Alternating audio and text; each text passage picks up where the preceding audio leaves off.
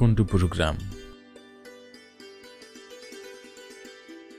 গ্রামটির প্রবেশপথেই ছিল খড়ের ছাদ আর বাঁশের তৈরি ভাঙ্গাচোরা ছোট একটি কুঠিবাড়ি। এই কুঠিবাড়িটিতে থাকত 70-80 বছর বয়সী এক বৃদ্ধা মহিলা। বৃদ্ধা মহিলাটিকে সবাই জুজুবুড়ি নামেই চিনত। জুজুবুড়ি মানুষের বাড়ি ভিক্ষে করে নিজের সংসার চালাত। এই দিন সংসারে আপন বলতে তার কেউই ছিল না বললে খুব একটা ভুল হবে না, কারণ তার একমাত্র সন্তান আবিদ শহরে যাওয়ার পরে তার আর কোনো খোঁজ খবর রাখে না। আবিদ জন্মের 10 বছর পরে বুড়িটির স্বামী মারা যায়। সেই থেকে সে একা হাতে তার সন্তানদের বড় করেছে, লেখাপড়া শিখিয়ে মানুষের মতো মানুষ করে গড়ে তুলেছে। কিন্তু ছেলে বড় হয়ে শহরে চাকরি করার জন্য গিয়ে আর ফিরে আসেনি।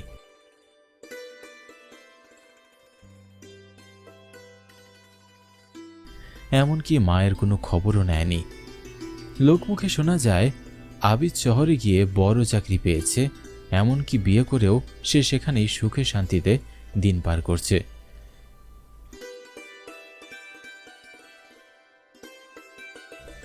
জুজুবুড়ি অসুস্থ অসহায় অবস্থায় শুয়ে শুয়ে নিজের শেষ দিনটির জন্য অপেক্ষা করছে। নিজের জীবনের সবটা দিয়ে আগলে রেখে যাকে বড় করেছে তাকে আঁকড়ে ধরে বেঁচে থাকাটা তার আর হলো না। শরীরের কোচকোনো চামড়া আর দুর্বল হাড়গুলো এবার যেন জানান দিচ্ছে তাকে যেতে হবে পরপারে।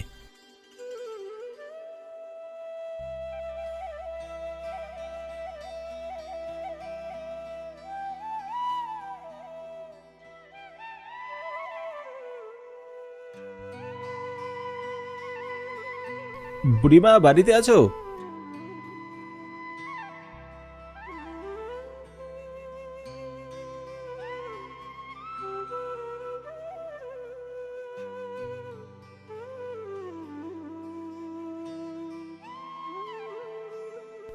বুড়িমা, এই বেলায় শুয়ে আছো যে? অরবিন্দ, আয় বাবা বস। আমার শরীরটা বেশ খারাপ বাবা, মনে হচ্ছে আর বেশি দিন বাঁচবো না। ওসব কথা বলতে নেই, বয়স হয়েছে তোমার, এখন একটু আধটু এরকম লাগবেই, বুঝলে? শোনো, তোমাকে যে কথা বলতে আমার আশা, আজ আমি শহরে আমার কাকার বাড়ি যাচ্ছি। আসতে হয়তো 7-8 দিন সময় লাগতে পারে, তো তুমি নিজের খেয়াল রেখো। বাবা, আমার ছেলেটার যদি খবর পাস তাহলে তাকে বলিস সে যেন একবার হলেও আমাকে দেখতে আসে। এটা তার কাছে আমার জীবনের শেষ চাওয়া। কতদিন ছেলেটাকে দেখি না, বুকের ভেতরটা বড্ড খা খা করে। তোমার কোলাঙ্গার ছেলের কথা বাদ দাও তো, যে এমন বৃদ্ধা মাকে একা রেখে চলে যায় তার কথা মুখেও আনা উচিত নয়। কি করব বাবা, মায়ের মন যে ছেলে যাই করুক, কিন্তু আমি তো মা, তাকে নিজের হাতে মানুষ করেছি, কিভাবে ভুলে থাকবি বাবা? আচ্ছা বেশ, আমার সাথে দেখা হলে তোমার কথা নিশ্চয়ই জানাবো তাকে। এখন আমি আসি। সাবধানে যাস বাবা, পুরো গ্রামের মধ্যে তুই একমাত্র একটা মানুষ যে সব সময় আমার খবর রাখিস। ভগবান তোকে অনেক ভালো রাখবে বাবা। যা যা বাবা, যা, চলে যা, নয়তো আবার দেরি হয়ে যাবে যে।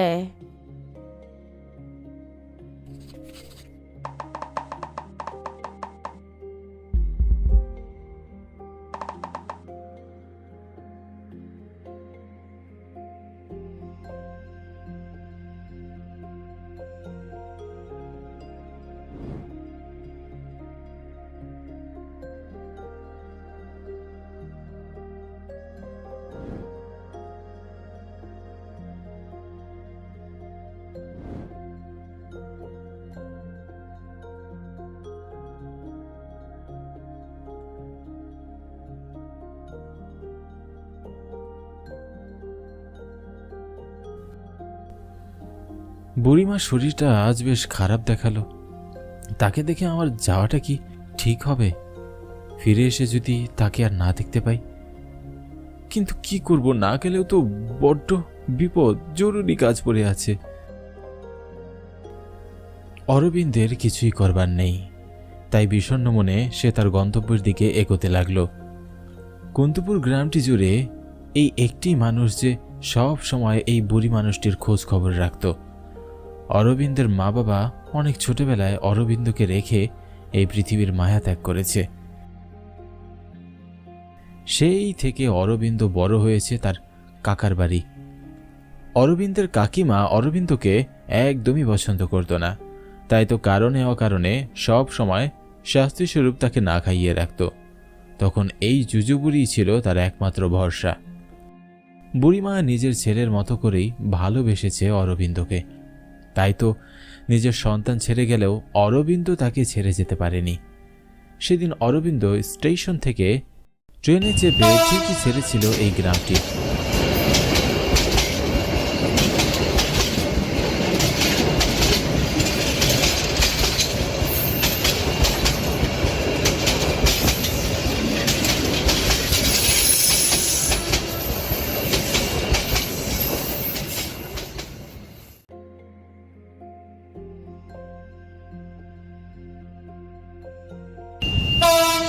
কিন্তু তার মন পড়েছিল বুড়ির বাড়িতে।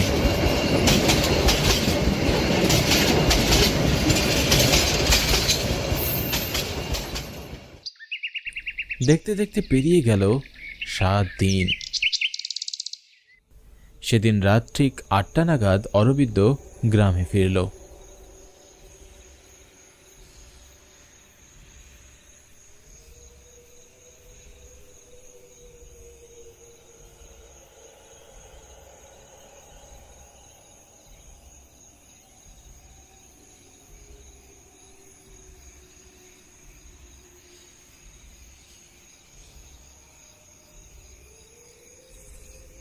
আকাশের অবস্থা একদম ভালো নয়, যে কোনো সময় ঝড় বৃষ্টি হতে পারে। যত তাড়াতাড়ি সম্ভব বাড়ি ফিরতে হবে।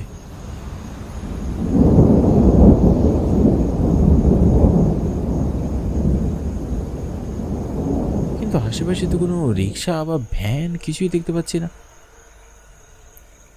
অরবিন্দ এসব ভাবতে ভাবতে জোরে জোরে পা চালিয়ে হাঁটতে লাগলো।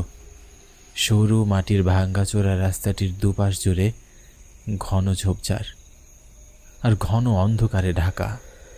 এমন নির্জন রাস্তায় একা যাতায়াত করতে বেশ ভয় পান অরবিন্দবাবু। তাই তো রাস্তায় চলতেও তিনি বারবার পিছন ফিরে মানুষের সন্ধান করছিলেন।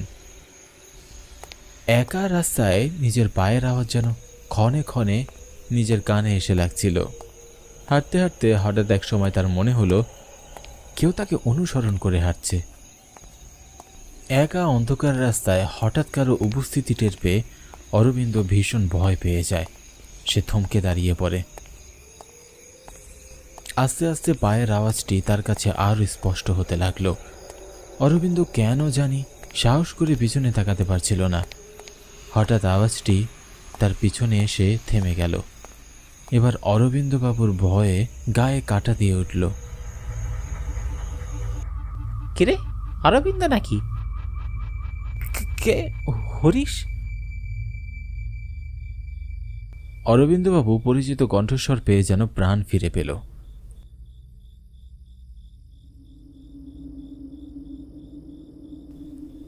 হ্যাঁ রে, আমি। তা এত রাতে কোত্থেকে আসছিস? আমি শহরে কাকার বাড়ি গিয়েছিলাম, ফিরতে একটু দেরি হয়ে গেল। বেশ বেশ, চল তাহলে একসাথে গল্প করতে করতে যাওয়া যাক।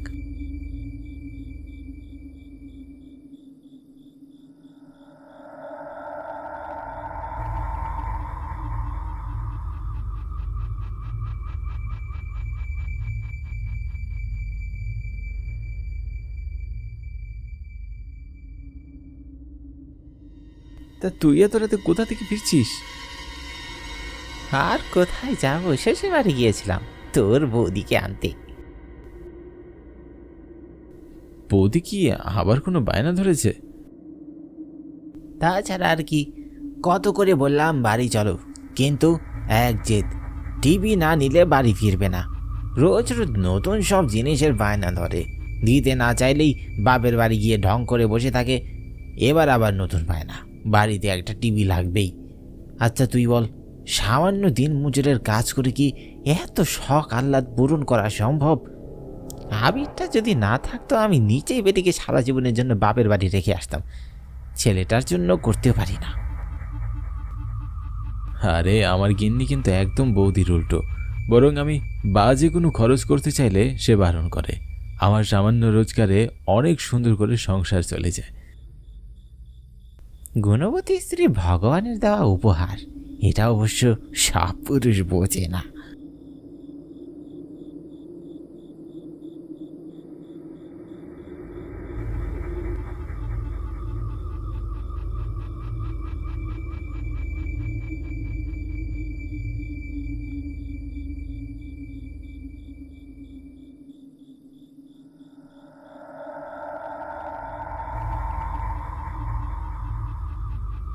হ্যাঁ রে অরবিন্দ, কিসে যেন পচা গন্ধ বেরোচ্ছে না? হ্যাঁ তাই তো, মনে হচ্ছে কোনো প্রাণী মরে পচে গেছে, সেরকমই গন্ধ। চল তো তাড়াতাড়ি বাড়ি যাই।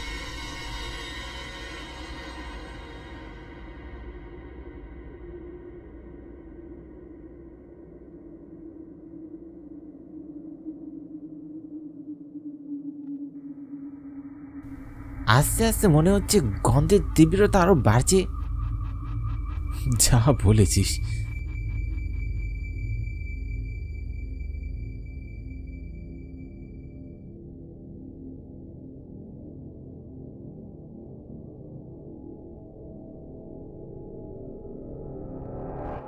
কি ব্যাপার, বুড়িমার বাড়িতে কোনো আলো নেই কেন? বুড়িমা তো রাতে কখনো আলো নিভিয়ে ঘুমায় না। চল না গিয়ে দেখে আসি। আমি জানি তুই বুড়ির সাথে দেখা না করে বাড়ি ফিরবি না। আচ্ছা বেশ চল।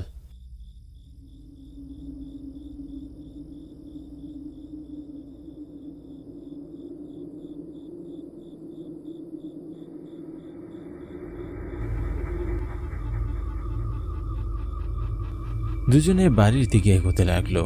তারা যতই বুড়ির বাড়ির দিকে এগিয়ে যাচ্ছিল, মাংস পচা গন্ধটি যেন ততই বাড়ছিল। একসময় তারা বুড়ির দরজার সামনে দাঁড়িয়ে বুড়িকে ডাক দিল। বুড়িমা বাড়িতে আছো? ও বুড়িমা বাড়িতে আছো কি? আমি অরবিন্দ গো, দরজাটি একটু খোলো। অনেক ডাকাডাকির পরও কারো সারা শব্দ পাওয়া গেল না। অরবিন্দের ভিতরে কেমন যেন ভয় করতে লাগলো। বুড়িমা কোনো সাড়া দিচ্ছে না কেন? বুড়িমার আবার কিছু হলো না তো? না না, আমাকে ভিতরে গিয়ে দেখা উচিত। হরিশ চল, ভিতরে গিয়ে দেখি বুড়িমার কিছু হয়েছে কিনা। তুই যা, আমি এখানে দাঁড়িয়ে আছি। এমন গন্ধের মধ্যে আমি বাবু ভিতরে যেতে পারবো না। অরবিন্দ আর কথা না বাড়িয়ে দরজায় হাত দিতেই দরজাটি আপনা আপনি খুলে গেল।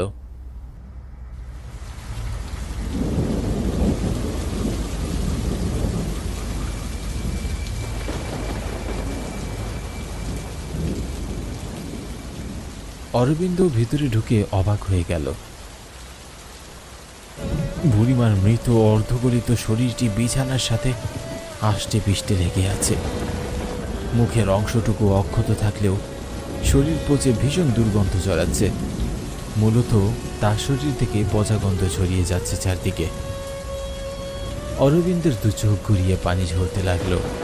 যতই হোক বুড়িমা তাকে ছোটবেলায় মায়ের মতো মানুষ করেছে, তার সাথে শেষবার দেখা করার সুযোগটাও হলো না তার। লাশটিকে দেখে বোঝা যাচ্ছিল লাশটি আরো ৬-৭ দিন আগে এভাবেই পড়ে আছে। হরিশ অরবিন্দের কোনো কথায় সাড়া না পেয়ে বাহির থেকে ডাকতে লাগলো। কিরে অরবিন্দ, সবকিছু ঠিক আছে না? আমি ভিতরে যাব। অরবিন্দের কোনো সাড়া নেই।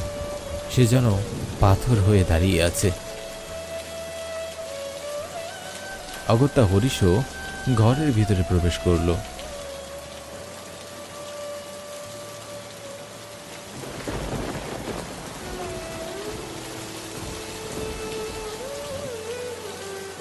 ভিতরে ঢুকে বুড়িমার এমন অবস্থা দেখে সেও হতবাক হয়ে গেল।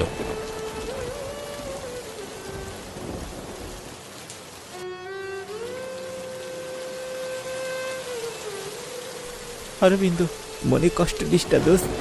বুঝতে পারছি তোর মনের অবস্থা, কিন্তু এইসব বিষয়ের নিয়ন্ত্রণ তো আমাদের হাতে নেই। বুড়িমা মারা যাওয়াতে আমি যতটা না কষ্ট পেয়েছি তার থেকেও বেশি এটা ভেবে আমার খারাপ লাগছে যে আমরা কেমন মানুষ বলতো। লাশটিকে দেখে বোঝা যাচ্ছে যে লাশটি আরও 7 দিন যাবৎ এখানে পড়ে আছে। তার মানে এই এতটা দিন যাবৎ কেউ তার একটু খবর নিতে আসেনি।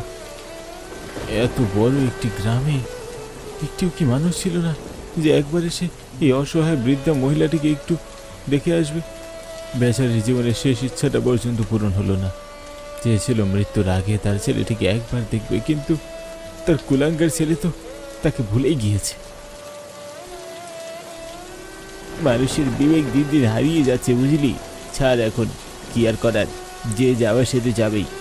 কাল সকালে যত তাড়াতাড়ি সম্ভব তার শেষ কাজটি করে ফেলতে হবে। না না, কাল পর্যন্ত এই লাশটিকে রাখা যাবে না। এতদিন যে লাশটি শিয়ার কুকুরে খায়নি এটাই অনেক। তাছাড়া এই লাশটিকে সারা রাত পাহারা দেবে কে বলতো? তুই কি পাগল হলি নাকি? বাইরে একবার তাকিয়ে দেখ, যেমন বজ্রপাত পড়ছে তেমন ঝড় বৃষ্টি। এ অবস্থায় চিতায় আগুন দিবি কি করে? তাও ঠিক বলেছিস, তবে এই বিষয়টি গ্রাম প্রধানকে জানানো প্রয়োজন। তিনি যা সিদ্ধান্ত দেবেন সে অনুযায়ী কাজ করতে হবে। ঠিক আছে, চল।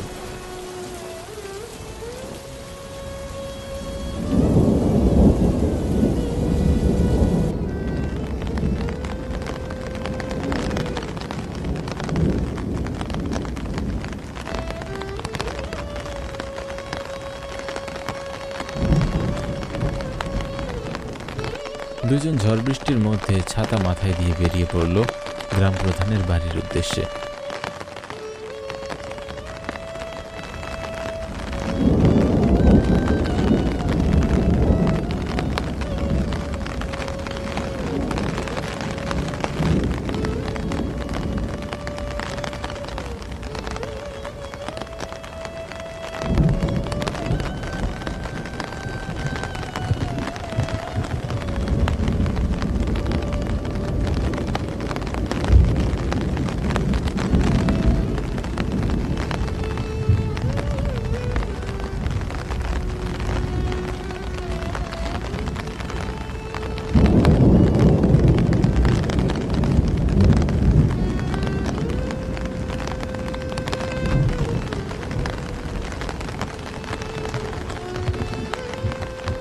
কিরে, এত রাতে ঝড় বৃষ্টির মধ্যে তোরা আমার বাড়িতে? সব ঠিক আছে তো? কাকাবাবু, আজ শহর থেকে ফেরার পথে আমরা দুজনে মাংস পচা একটা দুর্গন্ধ পাই। তারপরে সেই দুর্গন্ধের উৎস খুঁজতে গিয়ে দেখি জুজুপুরির মৃতদেহ থেকে দুর্গন্ধটি ছড়াচ্ছে। তার শরীরের প্রায় সব অংশই পচে গিয়েছে। এখন কি করবো ঠিক বুঝে উঠতে পারছি না। এভাবে ফেলে রাখলে তো কোনো জঙ্গলি পশু খেয়ে ফেলবে। তা ঠিক বলেছিস। আচ্ছা, এক কাজ কর, তোদের সাথে আমি আরো 2জন লোক দিচ্ছি। তোরা 4 জন মিলে বৃষ্টির প্রকোপটা একটু কমলেই ভৈরবের শ্মশানে চলে যা, শেষ কাজটি করে ফেল। এভাবে লাশ ফেলে রাখাটা ঠিক হবে না। তাছাড়া তার কুলাঙ্গার ছেলেটাও তো কোনো খোঁজ খবর নেয় না। যা করার আমাদেরকেই করতে হবে।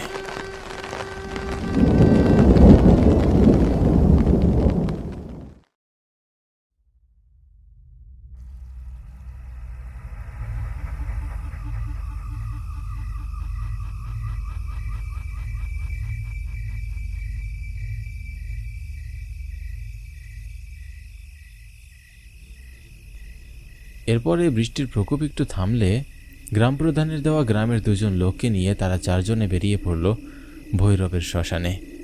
এখনও ঝিরিঝিরি বৃষ্টি পড়ছে, আকাশটি ঘন মেঘে ছেয়ে আছে।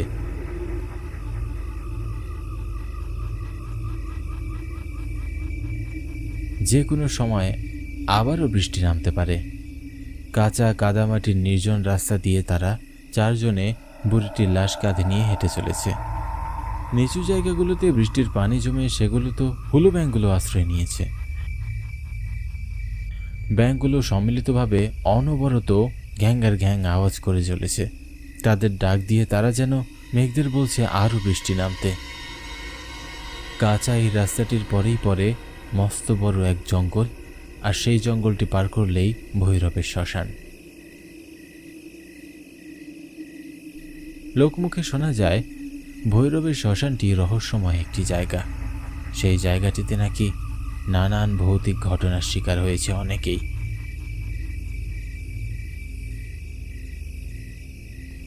কিছুটা পথ চলতে চলতে হঠাৎ মাঝ রাস্তায় এক বটগাছের কাছে এসে আচমকা অনেক জোরে বাতাস বইতে লাগলো। বাতাস বললে ভুল হবে, বলা চলে অনেক জোরে ঝড় হতে শুরু করলো। আবার নিমিষের মধ্যেই ঝড়টি থেমে গেল। এমন অদ্ভুত একটা বিষয়ে সবাই বেশ অবাক হয়ে গেল। এরই মধ্যে আবার তাদের মনে হলো বুড়ির খাটিয়াটি একদম হালকা, মনে হচ্ছে খাটিয়াতে কেউ নেই। কি ব্যাপার, খাটিয়াটি এত হালকা মনে হচ্ছে কেন? প্রবল ঝড়ে লাশটি আবার পড়ে গেল না তো? হ্যাঁ, ঠিকই বলেছিস, আমারও তাই মনে হচ্ছে। খাটিয়াটি একবার নামিয়ে দেখা প্রয়োজন।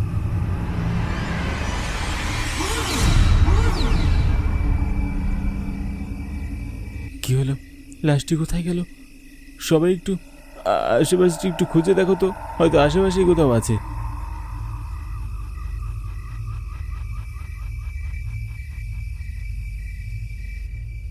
হন্যে হয়ে সবাই লাশটি খুঁজতে লাগলো, কিন্তু কোথাও পাওয়া গেল না।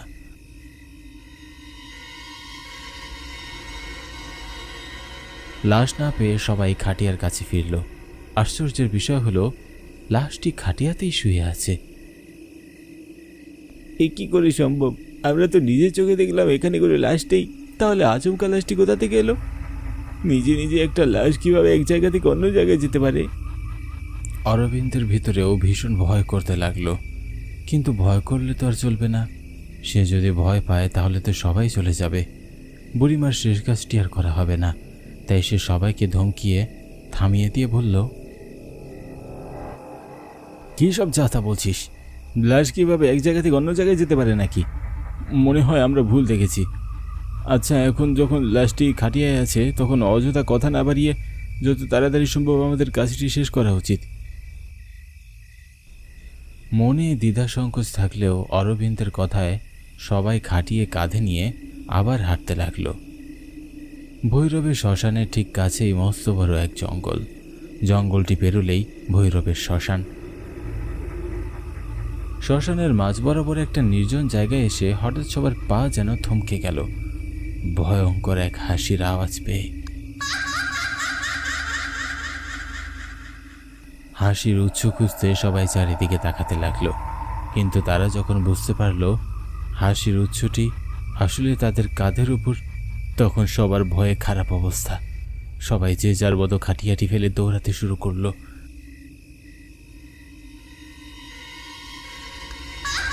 খাটিয়ার উপরে বসে বুড়িমা অনবরত হেসেই চলেছে।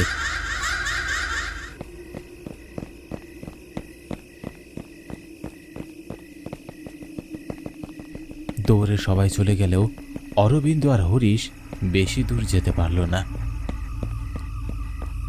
খানিকটা পথ যাওয়ার পরে তাদের পা যেন আর সামনে যেতে চাইল না। হঠাৎ বুড়ির চেহারা মনে পড়তেই অরবিন্দের পা থেমে গেল। সে বুড়িমার লাশটিকে এভাবে রেখে যেতে চায় না। হরিশ, চল ফিরে যাই। আমরা যদি ভয় পাই তাহলে কি করে চলবে? বুড়িমার লাশটি চিতায় তুলে দাও আমাদের দায়িত্ব। কেন জানি হরিশও এবার তার কথায় সম্মতি জানালো।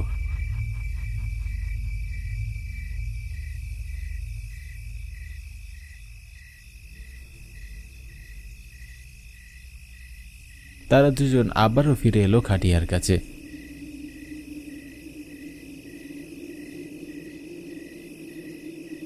খাটিয়ার কাছে গিয়ে দেখলো সবকিছু আবার আগের মতো। বুড়িমা নিস্তব্ধ হয়ে শুয়ে আছে। এরপরে তারা দুজনে অনেক কষ্টে লাশটি ভৈরবের শ্মশানে নিয়ে পুড়িয়ে দিল।